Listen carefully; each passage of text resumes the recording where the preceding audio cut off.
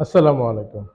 অনেক রোগী আমার চেম্বারে আসে যারা রোগ নির্ণয় হয় হার্নিয়া হিসাবে। তো প্রশ্ন করে যে, "স্যার, আমার এই হার্নিয়া অপারেশনটা কি কিছুদিন পরে করলে হয় না? কতদিন পরে করা উচিত?"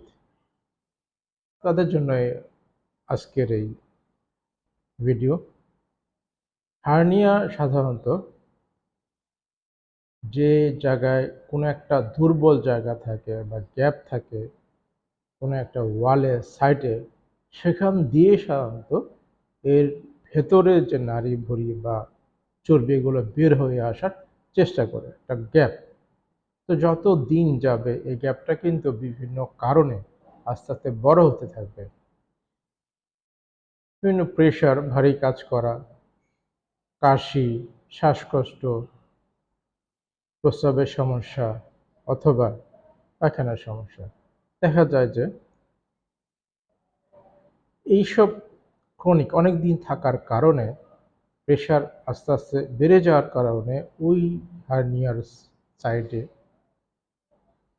দেখা যায় যে ওই গ্যাপটা দিন, দিন বড় হয়ে যায়, হার্নিয়াটাও বড় হয়ে যায়। যার ফলে আপনি যত দেরি করবেন গ্যাপটা অত বড় হবে, অপারেশনটা অত জটিল হবে, অত সময় নেবে, সুস্থ হতে বেশি সময় লাগবে। তাই আগেই করিয়ে নিবেন।